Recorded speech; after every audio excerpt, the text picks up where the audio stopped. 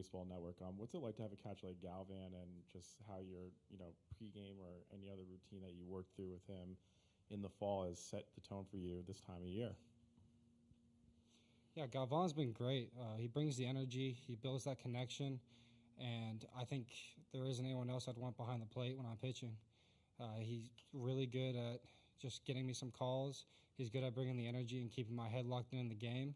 And he knows how to read my body language. More questions for the players? Front left. Ethan Mendoza. What were your thoughts on just how the offense performed today, especially against the Tennessee bullpen late? Specifically the bullpen, or just like this overall? Just the bullpen. I mean, we didn't score many runs in the middle innings. I think we could work on that. We came up clutch the bottom of the ninth, scored a run that was big. We just never got a big hit we were all looking for. But hopefully we could work on that and be better next time. More for the players. Hunter Lauder, ESPN Gainesville. What's it like for you guys, either one of you, to play in an environment like this? I would say it's pretty special. I mean, this is my first time here. I mean, all of us, I guess, except for Coach Schloss. It was pretty cool. We went to the game last night. It was pretty special to see like all these people come to watch us. It was definitely something super cool. On second row on the left. This goes for either one of y'all. How do y'all take your mentality going into next week with your regionals coming up and everything, and how do you stay positive to move forward from this? Yeah, we treat every game like it's opening day, and that just helps us kind of watch what happens in the past, whether we win or lose, and just keep playing to our standard. So we can acknowledge what happened today, but tomorrow we're getting ready for opening day. All right, last one for the players on the right. For both Mendoza and Walker, what was it like last year, being in the Big 12, playing in an MLB stadium for a conference environment, and now playing in Hoover for the first time? How do you compare the two, regardless that this is a little bit of an intimate ballpark? We weren't in the Big 12 last year. We were in the Pac, so we didn't play at Globe Life. But I mean, I guess it was pretty cool. This is definitely an upgrade. Yeah, I came from a JUCO, so it's a very different, better ballparks, better fans, more people, but it's more exciting. It's similar, but it's different. It is. Yeah. It's different, but it's the same. 15 people to 15,000. Yeah.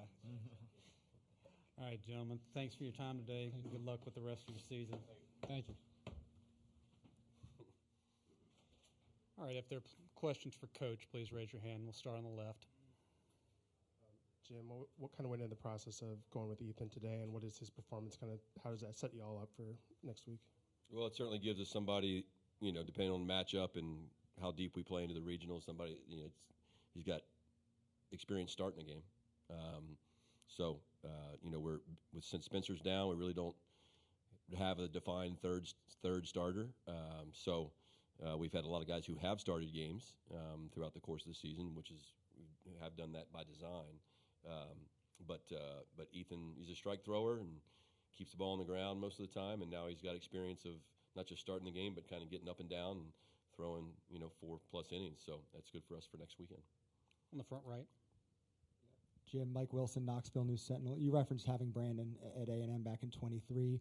How is he different than the kid you had then, and what impressed you so much about what he did today? Well, he was pretty banged up. If I remember right, he had a bad back. He had a lot of health issues and could never really get going.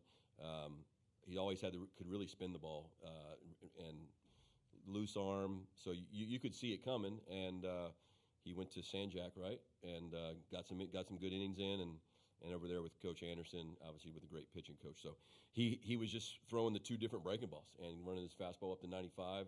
96, I think, and then he had the two different breaking balls that, we just didn't see. We were swinging at them, and they're not even in the strike zone. So it tells you how good he was. Next to him on the right.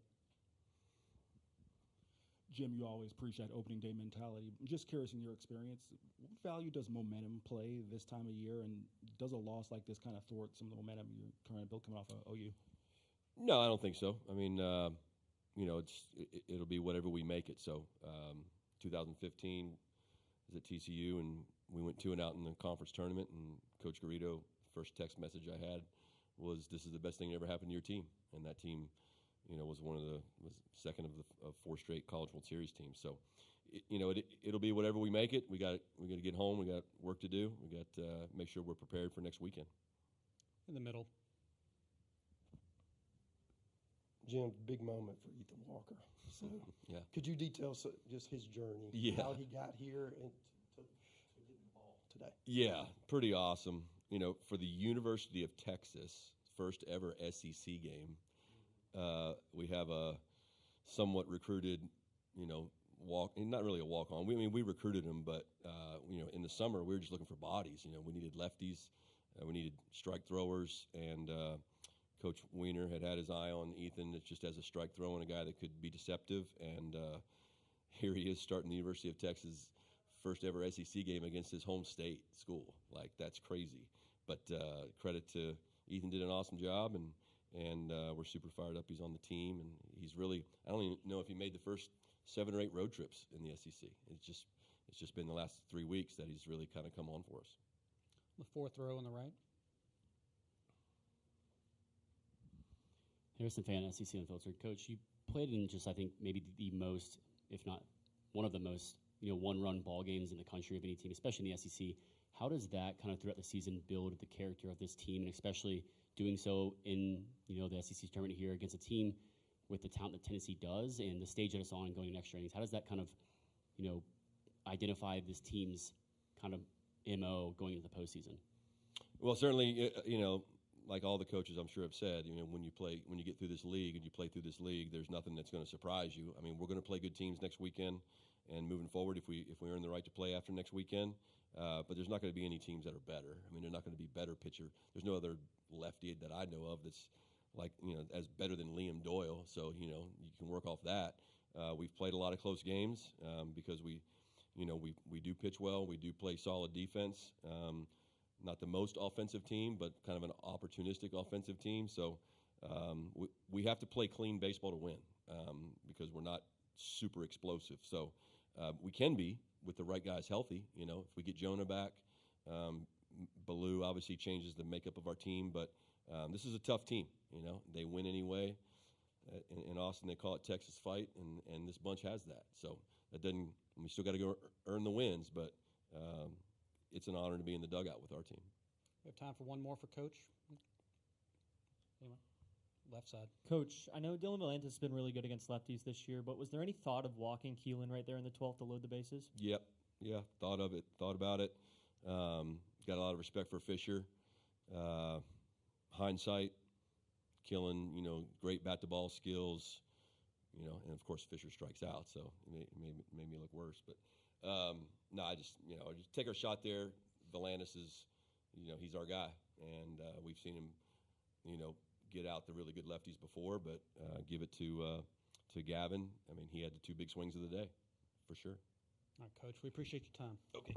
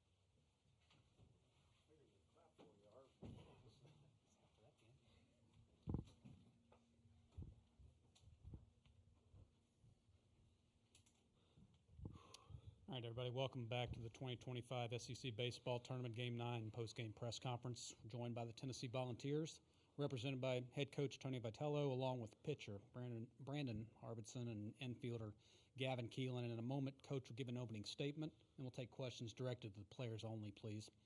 Wait for the microphones and identify yourself when asking a question. Coach, if we can get an opening statement.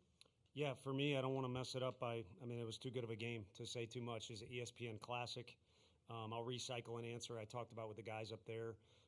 One of my favorite little periods of MLB playoff baseball was when Kenny Rogers, at a much older age than Brandon Arvidsson, just went on a tear. And him being out there left-handed, it just kind of reminded me of that and enjoyed it. Would have been unfair for it to work out against his favor, especially if he was on the mound, but it's not fair. It's chaotic, and it's postseason baseball. And the fact we beat them, we're able to beat them. I think just playing this game will help both teams. But I guess the point I was going to make is I don't want to speak for them, but I think the reason they won the league, or the number one reason, is their bullpen is so good. And so for the reason that we were able to get it done against our bullpen, I think our guys should take great confidence in that. Let's start in the front row for the players. Brandon Ryan Shumper, Rocky Top Insider. Your last 4 outings now, I think you have like a 45% strikeout rate and just walked one batter. What's been so key for you to get going and have that success? Just getting ahead. I mean, that's kind of been the focus all year, and why I faced some struggles earlier in the year is just falling behind hitters and clawing my way back into counts. So just getting ahead has been big for me. Front row on the left. Ben McKee, 24/7 Sports. Brendan, just being a Texan and having history with both schools, what did that performance mean to you today, and what was working so well for you? Yeah, it's definitely an incentive to pitch better, but I was excited to go out there no matter who we were facing. But, I mean, the curveball was really working today. I felt like I could throw it anywhere, and the fastball command was good as well. So, yeah, that was about it. The center of the room in blue. Gavin, Tristan, WTK, Rock Solid Sports. That's one of the toughest bullpens in the SEC. What did you see there late to get those 2 clutch hits for you guys? I think just doing a good job of, reading the reports. All our analytics guys and Elander do a great job of giving us, NV as well, just preparing us as best as well to do good when we get an opportunity. And, I just got a good pitch to do that on a couple of times and, fought some good counts, got deep for the home run, and, just did my job to help us win. On the right side, third row. Trevor McGee, the Daily Beacon. Gavin, what makes Brandon's breaking ball so difficult as a hitter? Because he's 6'5" and throws it over the top of his head from the moon. I've never been able to hit it. That's all I got. Simple as that. She did hit it once. Right by him on the right. Harrison fan, SEC Unfiltered. Gavin, kind of playing off of that as well, but when facing a guy like Dylan Valencia and just kind of the unique and intriguing matchup that he is, how he delivers his super high release height, his downhill sink. What's kind of the mindset and approach going into facing an arm like that you don't really see every day, and just how consistently dominant he's been? Obviously, SEC pitcher of the year, or freshman of the year, excuse me. And just in that moment too, what are you kind of looking for that you're able to hit and just do damage with? I think for me personally, having a little bit of struggles against lefties right now, I think for me it's just making sure to see breaking balls up, and especially a guy with a little bit of sink and run, it's going to come in on my hand, so I need to make sure it's over the plate. And I just got in a good count 2-0 and hit a good pitch. Any more for the players? In the front row, on the left. Gavin, what was going through your head as you were watching Brandon do what he did out there on the mound, and what do you think that does for y'all's team and the bullpen? I think it just adds another, vital piece to our bullpen. Just another guy that, personally, being his roommate, I see all the hard work and everything that he does on a day in, day out basis. So I think just being able to, pitch as well as he did was very exciting for me, because I know all of our teammates and all of us see how great he can be and his potential, and I think he showed really well tonight. Any more for the players? If not, Gavin and Brendan, thanks for your time today. Good luck the rest of the way. We like to keep these? Yeah, you can. Oh, yeah. It's over there. Oh, hey, let me keep that till. I'll give it to you at the end of the tournament. Okay. Yeah. I thought you were talking about the towels. You're welcome to take that.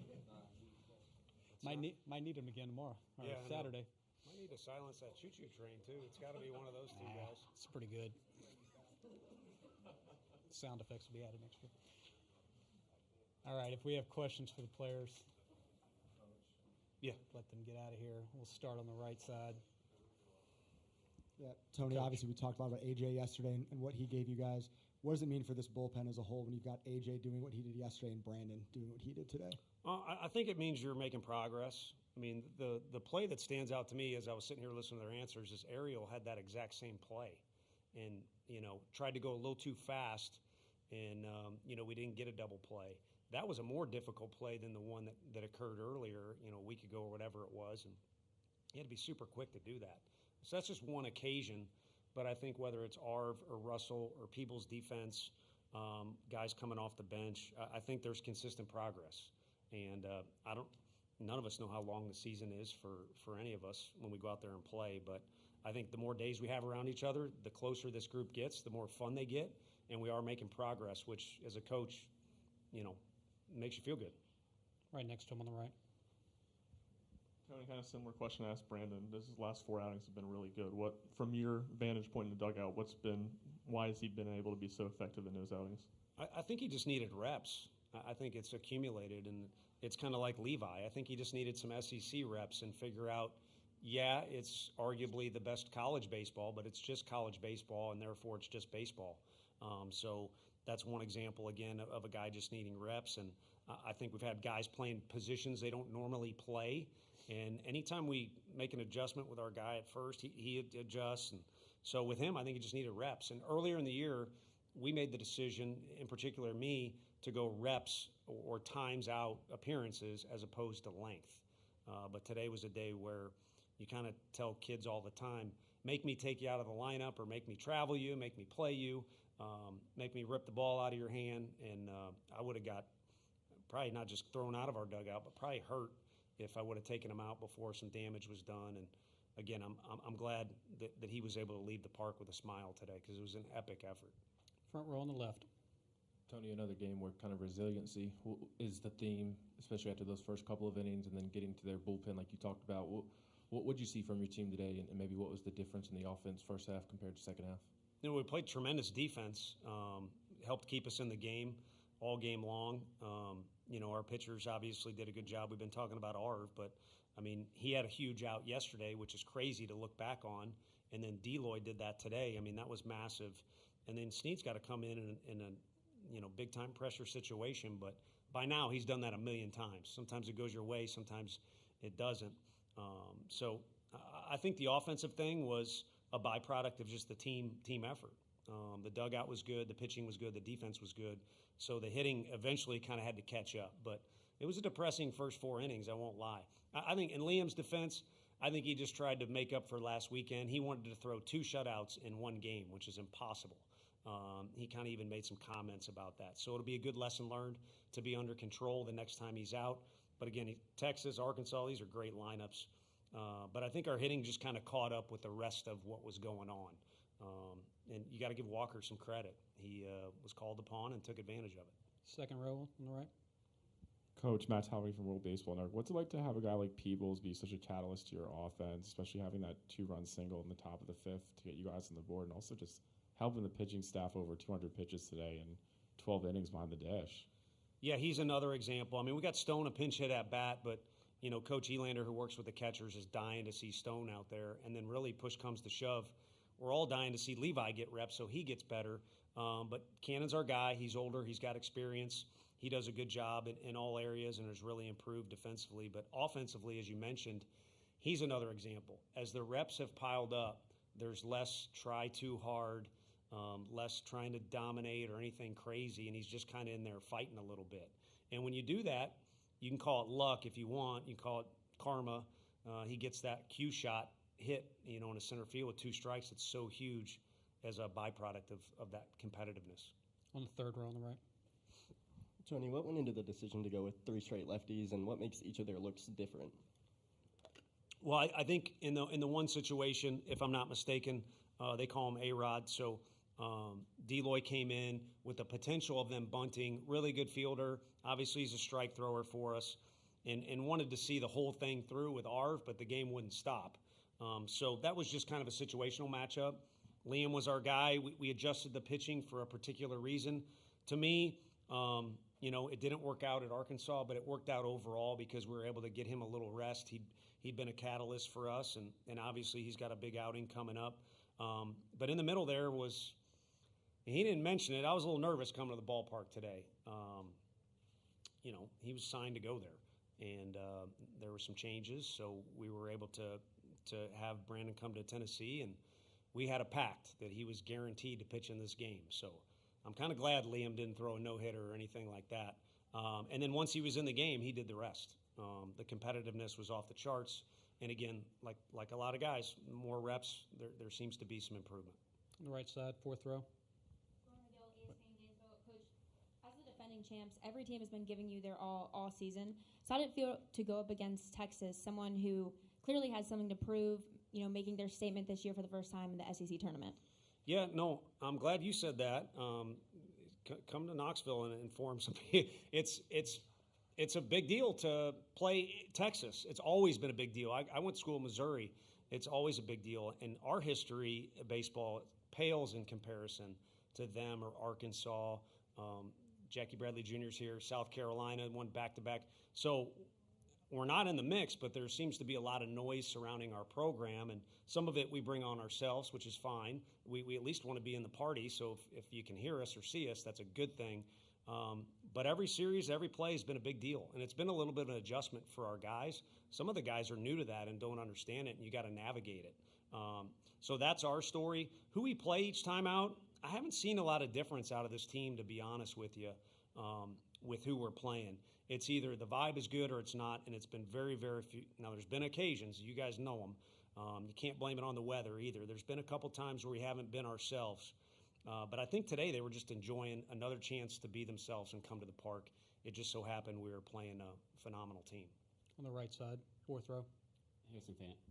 Harrison Fan, SEC Unfiltered. Coach, we know how talented this team is, top to bottom. We've seen the highs this year. We've seen the kind of struggles throughout the kind of course of the end of the year. But what is flipping the switch like, from the regular season to the postseason with so much to play for and, wanting to host at Lindsey Nelson, what that means for the Tennessee Volunteers, the players, the fans, everyone involved, and kind of getting hot at the right time throughout the postseason? How does that kind of, matter to you guys in the mindset going in? Yeah, I mean, the words are appropriate, like defending, like this. Neither of these two guys were here last year, and that now seems like an eternity ago. So I think this team is not defending but pursuing.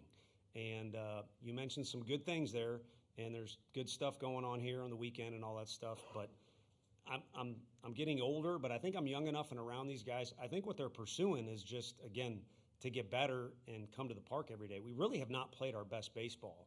And again, if you were at the park the first, 4 innings, you probably wanted me fired. So I don't know that we have found our best who goes where in the bullpen and who's, some other things, or just our best brand of baseball. And they're making progress, and the scoreboard may not always show that, but that's what their pursuit is, and there has not been a lot of talk about other stuff. I think, if anything, maybe it's because we don't have a ton of older guys compared to some other teams, but the ones that we do, I think, have kept these guys centered, and all the extracurricular stuff has kind of been left up to you fellas to write about, and gals. Got time for 2 more. Start on the left.